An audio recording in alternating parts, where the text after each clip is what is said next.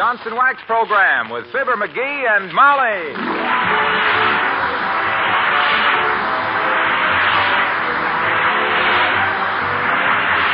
The makers of Johnson's Wax products for home and industry present Fibber, Mcgee, and Molly, written by Don Quinn and Phil Leslie, with music by the King's Men and Billy Mills Orchestra.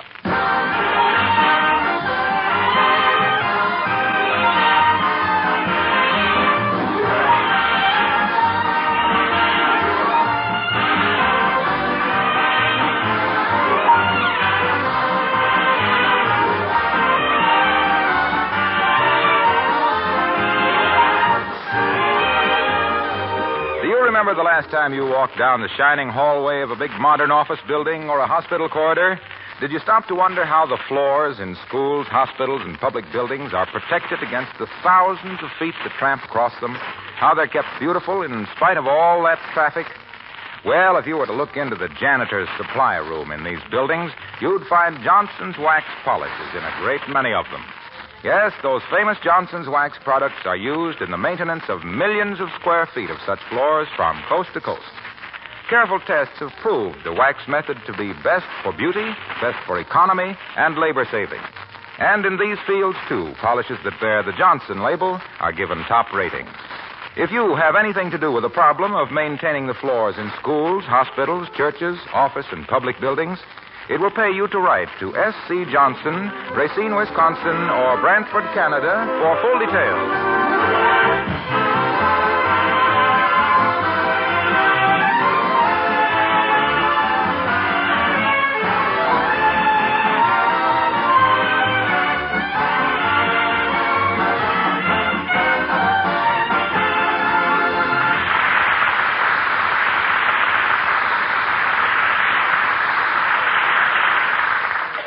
Winter is a wonderful time of the year, if you care for that sort of thing. Some people like to stay home by the fire. Others like to go out and skate for hours on end. They don't even care which end. And here at 79 Wistful Vista are two of our favorite winter sports, Fibber, Mcgee, and Molly.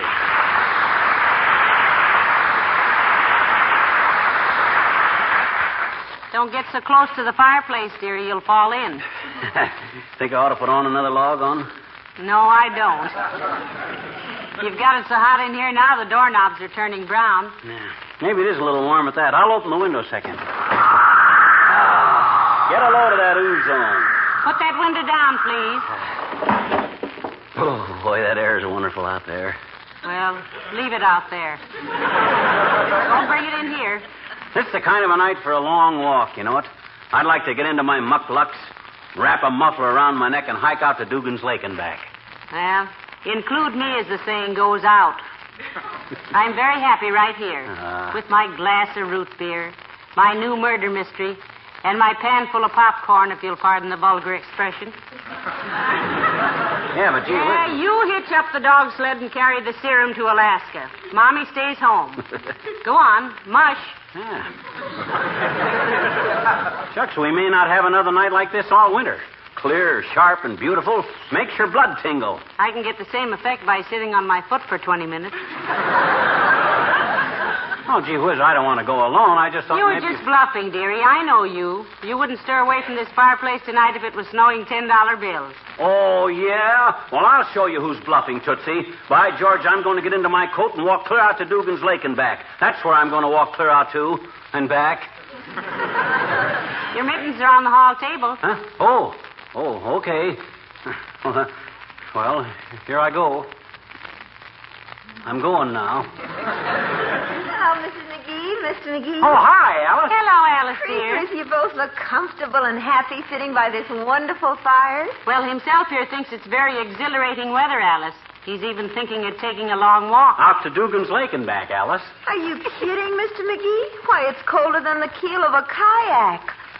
Bah, just a tang in the air, that's all. Look, what do you say we all go? We can throw snowballs on the way and build a snowman. Ha, ha, ha, ha, ha. Dive into snowdrifts. Have fun. Come on, let's go. Have some popcorn, Alice? Yes, thank you. What are you reading, Mrs. McGee? Oh, it's a new crime club book, Alice. The Man Who Asked Why. Oh. Oh, it's wonderful. I've read page 39 4 times, thanks to my little lover of the great outdoors here. Okay, sissies, okay. I'll go alone then. You two panty waists can stay here and make like a couple of hothouse petunias. Oh, well, I couldn't go anyway, Mr. McGee. Bud's calling for me in half an hour. We're going to a movie. Oh, who's Bud, dear? Bud is the floor walker in my department at the Bonton who always wears a carnation in his buttonhole's cousin. I see. Well, you'll have to sit if you don't get started pretty soon because all the theaters are pretty crowded these days in the balcony.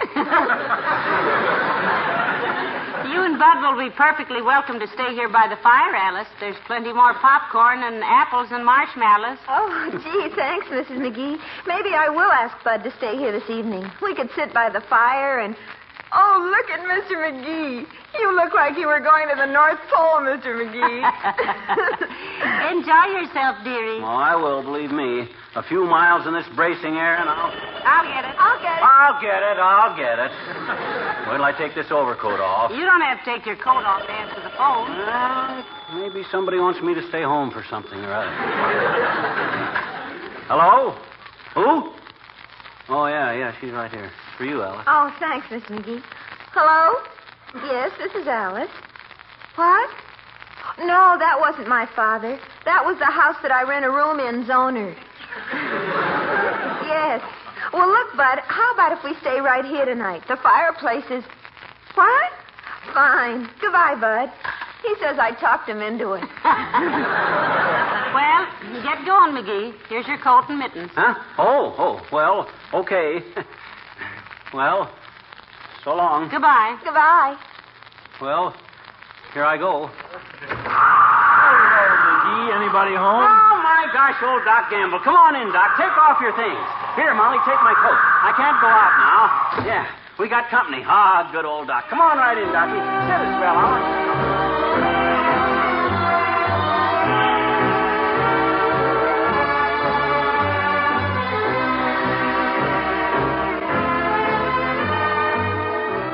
Well, this has all been very nice, but I don't want to upset any of your plans. I see little Bucklewart here is all dressed up to go out. Ah, forget it, Doc. Stick around. I'm just going out for a little stroll is all. Nothing important. A little stroll? In this blizzard? Why, your ears would drop off before you got to the corner. Not that wouldn't be a facial improvement. Yeah? He says he's going to walk out to Dugan'S Lake and back, Doctor. Creepers, that's quite a hike. I rode out there once on the back of a fellow I knew at the airplane plant named Ozzie Simpson's motorcycle. And was it ever rugged? Oh, you said it. Oh, sure. You're all making a lot of fuss about a little walk in the crisp winter air. I like winter walking. I feel marvelous with the wind in my face, head up, chest out, swinging my arms with the frosty stars twinkling down. Oh, stop it, you little double-malted extrovert. Well, you hate winter weather as much as I do. Any time I deliberately walk into a gale, it'll be Gale Patrick. Where are you going, Alice? Oh, I've got to go up and fix my hair, Doctor. My boyfriend is coming over. Have a nice walk, Mr. McGee. Thanks, kid, I will. Take off your things, boys, and relax. I guess McGee's in for the night. Why, of course he is. Ain't a fit night out for man nor beast. Not that McGee could be classified as either one. I never heard such a lot of silly nonsense about a little walk in the fresh air. Okay, go ahead, deep freeze. We'll give you a 10-minute start, and then we'll send out to St. Bernard's. What a switch that is. The dog's going to you.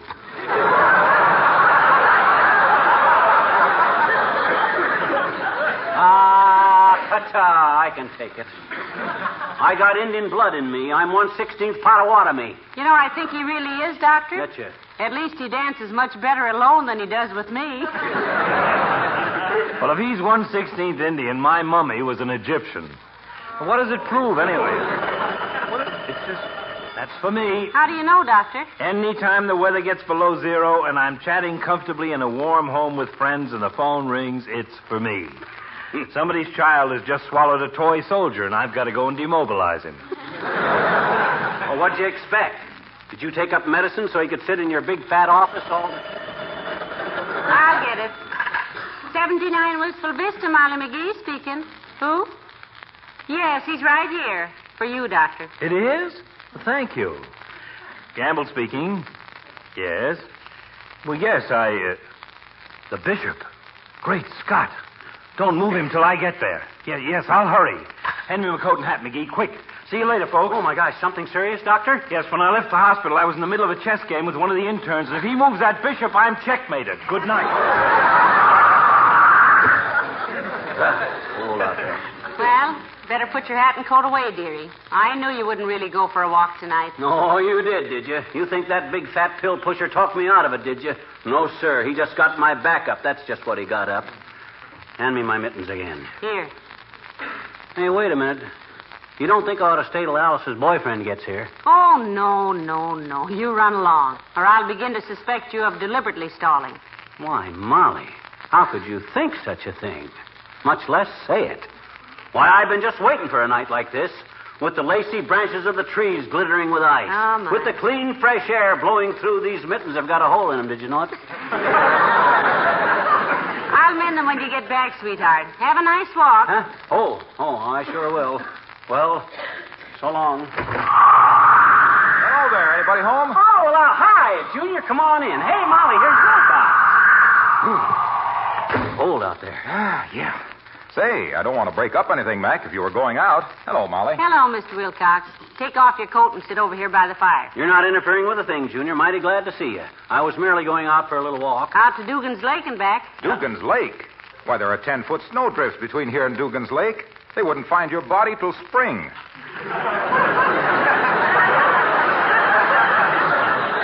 Why, it's so cold out, General Grant's statue is flapping his arms. Please, Junior, you know I don't like to hear people exaggerate. Anyway, cold weather don't frighten me. I was a fur trapper up north of Winnipeg for several years, you know that. And that's where they make the weather. I'll never forget one time. Here, let's take our coats off and be comfortable, Junior, huh? Okay. Yeah, that's it. I'll never forget the time I was running my trap line and I smacked into a blizzard 32 miles from my cabin. Gee, was it cold? Was it cold? Junior, it was so cold the teeth in my pocket comb were chattering. The smoke from my campfire froze solid before it got 5 feet in the air. Just kind of congealed and fell over on the ground. And that's what saved my life. Tell us about it, McGee, as if anybody could stop you. Well, sir, quick's a flash. I piled peat on the campfire. Peat? That's a kind of an inflammable turf, isn't it? Yeah, but I was referring to Pete Umguk, an Eskimo that was working with me that season. I threw Pete on the fire because he was wearing a sheepskin coat that would make a big smoke, you see. Well, sir, fast as the smoke froze and fell down, I'd grab it and start piling it up. You ever handle any frozen smoke? No, but we've heard a lot of hot air that was pretty solid.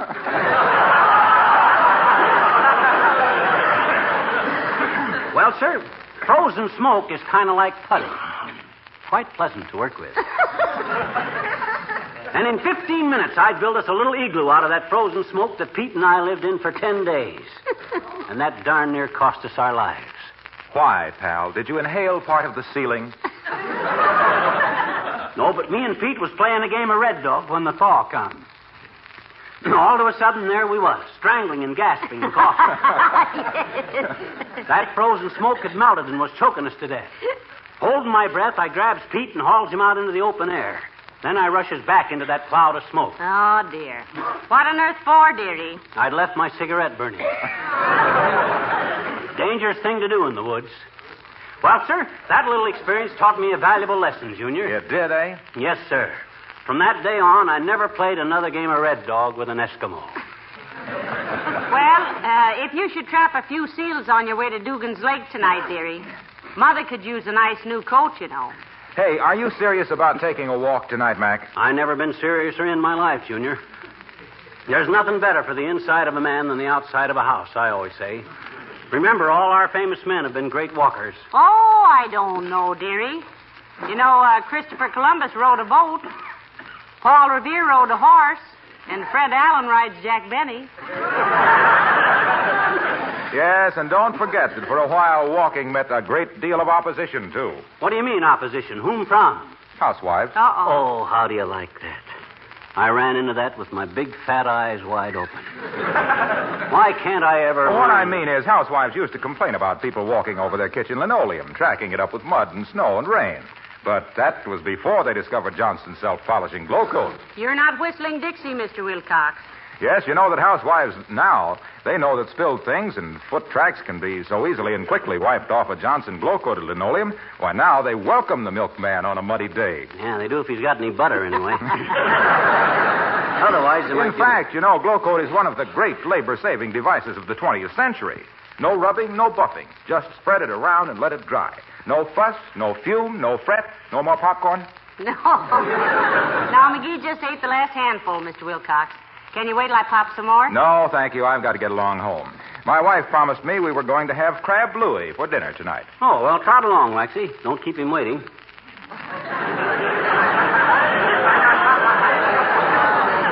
Keep who waiting? This crab Louie, whoever he is. Oh, okay, pal. Good night, Molly. Good night, Mr. Wilcox. Oh, it's cold out there. And now for your information, dearie. Crab Louie is a kind of a salad. How do you know? You ever meet him? Not a him, it's a dish. Made of crab meat. Oh, I see. Did he invent it? Who? This guy, Louie. Louie who? Well, search me. I never met him. He's a friend of Wilcox's. Well, we'll ask them to bring him over some night. Sure. What do we care if he's a crab? We'll jolly him up a bit. Well, I suppose I better be making some more popcorn. No, dearie, I'll make the popcorn. You go on and take your walk. That is, if you weren't just kidding about it all this time. What do you mean, kidding? When I say I'm going to do something, I'm going to do it. Come anything or high water. Where's my overshoes? Ah, here they are. Are you really going, McGee? You betcha. And save a little popcorn for me. I won't be gone more than 3 or 4 hours. Nothing like a brisk hike in the winter air to give a guy an appetite. Well, so long now. Goodbye, Pet. Thank you, Mr. McGee. I was just about to ring the doorbell. Oh, well, look who's here. Hi, Carsty. I'm glad to see you. Come in. Hey, Molly, look who's here. It's old lady, it's Mrs. Carstairs. Do come in, Mrs. Carstairs. Shut that door, McGee, from either side. Carsty, you'll never know how glad I am to see you. Shake hands and pardon my mittens. Thank you, Mr. McGee. Goodness, that fire feels good, Mrs. McGee. If I may quote my husband, I'm colder than a well-digger's memories. But am I detaining you, Mr. McGee? I see you're dressed to go out. Oh, no, nothing important, Carsty. Just going out for a little stroll. Yes, out to Dugan'S Lake and back. Really? At 12 below zero? If you have a grudge against your insurance company, Mr. McGee, wouldn't it be simpler just to stand up in the bathtub and stick your wet finger into a light socket? I guess you underestimate me as an outdoors man, Carsty. Did you know I was a fur trapper for several years up in the Saskatchewan country? Oh, dear. I'll never forget. One day I got caught in a terrific blizzard 32 miles from my cabin. Good heavens, Mr. McGee. Was it cold? Was it cold? My cow gave ice cream for 2 weeks. Amazing. Yes, it seems an utter impossibility. Anyway, Carsty, here I was, caught in this terrific blizzard. Even the smoke from my campfire froze before it got 5 feet into the air. Just kind of congealed and fell to the ground. And that's what saved my life. Because quick's a flash, I piled Pete on the fire, and when I got him going good...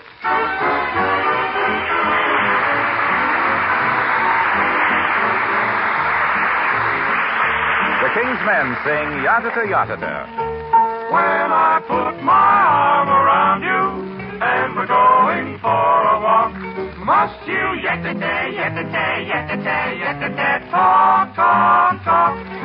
When we're sitting close together in a cozy taxi cab, must you yadda get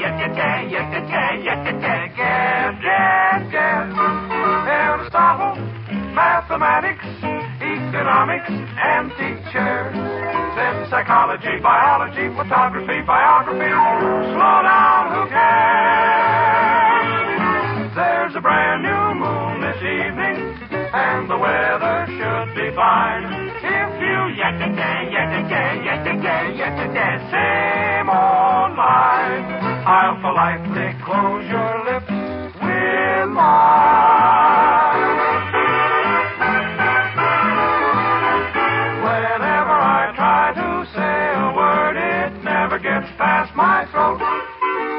Here's a little sample conversation I heard. Pardon me if I quote. Why, the last pair of nylons developed to run from the knee to the toe. Do you know anyone who can get any more without standing in line? Don't you think Spencer Tracy is simply divine? Shall we go to a movie, my dear? By the way, do you like the new turban I'm wearing today? Can we find a cafe with a nice atmosphere? I would so love a steak. Did you say something, dear? You do it every time. There's a brand new moon this evening, and the weather should be fine. If you same old line. Though I'd really love to pop you, I know the only way to stop you is to close your lips with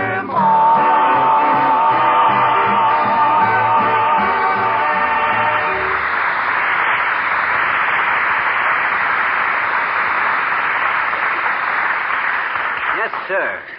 And that little experience taught me a valuable lesson, Carsty. Did it indeed, Mr. McGee? Yes, sir. From that day on, I never played Red Dog with an Eskimo. Wasn't that an interesting experience, Mrs. Carstairs? It really was, my dear. And while it might seem incredible to some, I happen to know it's true. You do? Yes. You see, Mr. Carstairs and I were motoring through Maine one winter en route to our hunting lodge. Oh. My husband goes up there every year to shoot moose. And what happened, Mrs. Carstairs? We had a blowout just as we encountered a blizzard. But my husband leaped out of the car, lit a cigar, and started blowing smoke rings, which froze almost instantly, of course. Oh, well, Nat. Finally, he blew one the exact size of our tires, mounted it on the rim, and we reached our hunting lodge in the nick of time.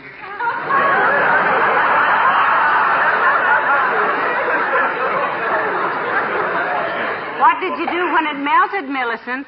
Oh, we're still using it, my dear. Yes, it's quite amusing how that tire has baffled our ration board. And do you know, every cold winter day since that time, my husband has smoked rough-cut tobacco. What for, Carsty? He's trying to blow a smoke ring with a tread on it.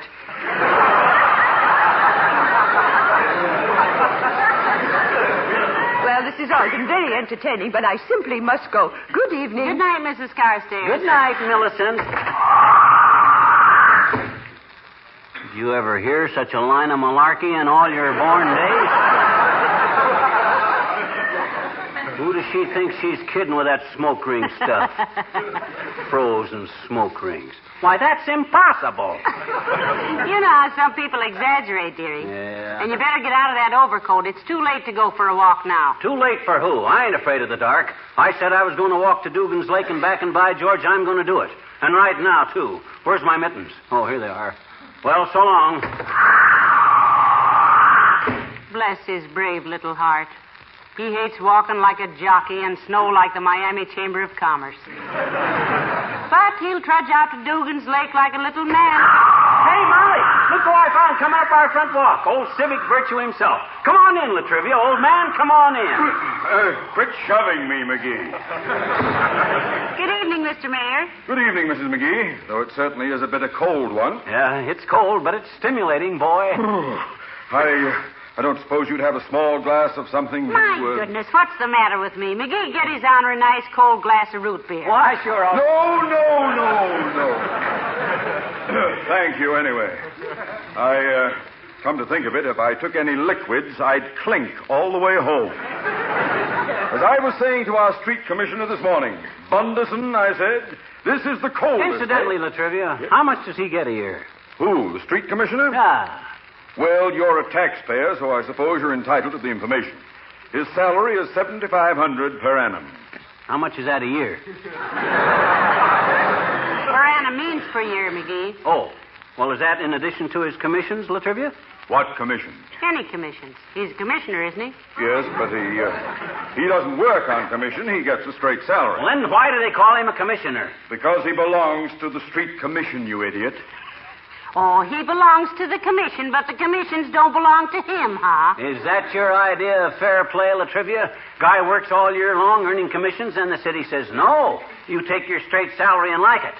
By George, I'm going to start an investigation, Latrivia, that'll stop... You go right ahead, McGee. I've been investigated by bigger dunderheads than you in my day, and if I... Now, there's no use flying into a rage, Mr. Mayor. No. I assure you the investigation will be fair and impartial. Certainly.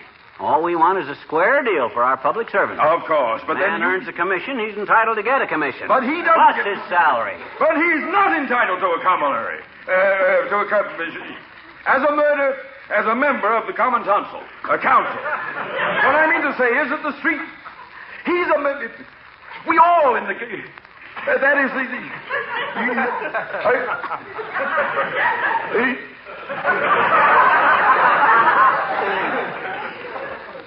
McGee. Hey?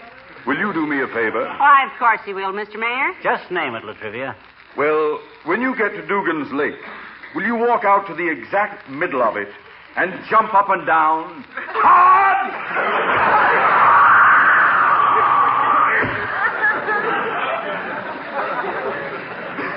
Now, there goes a very thoughtless guy.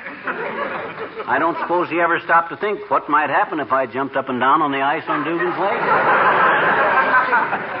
It's pretty thin out there in the middle. Fella could bust right through. Oh, well, he didn't know what he was saying, most likely. No. Look, dearie, if you're not going to Dugan'S Lake, and I wouldn't blame you if you didn't. What do you mean if I'm not going? Certainly I'm going, and right away, too. I got my backup about this thing, by George. I'll hate myself in the morning if I don't go through with it now. So long, baby. Wait a minute. Here's your mitten. Huh? Oh, thanks. Well, so long. Enjoy yourself, darling. Okay. Heavenly days. I do believe he's really going. Well, now, where was I? Oh, yes, page 39. The alley where the dead man had been found was a blind alleyway between a building...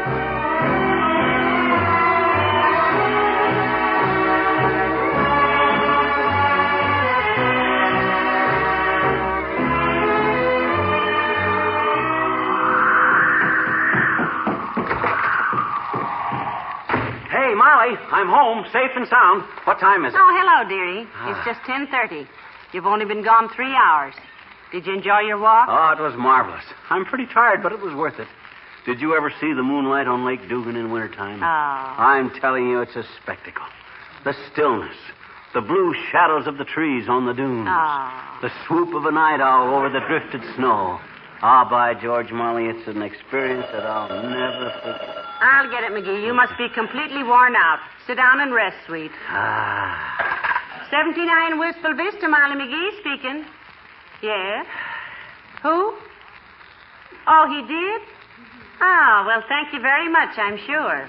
Goodbye. It was Kramer's drugstore, McGee. Kramer's drugstore? What'd they want? They said to tell you left your mittens on the pinball machine.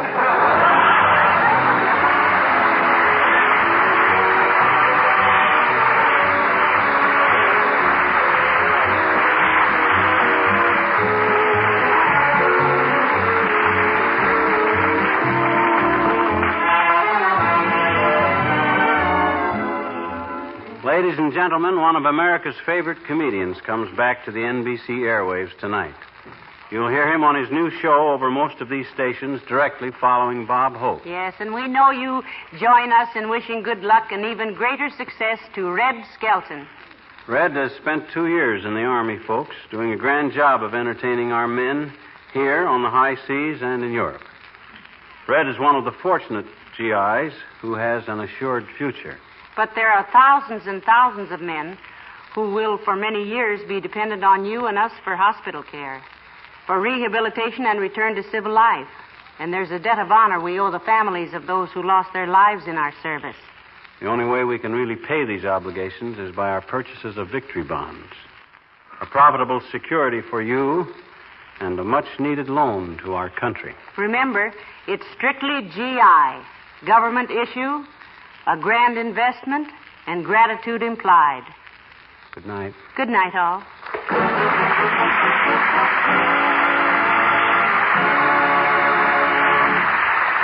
This is Harlow Wilcox speaking for the makers of Johnson's Wax Products for home and industry, inviting you all to be with us again next Tuesday night. Good night. This is the National Broadcasting Company.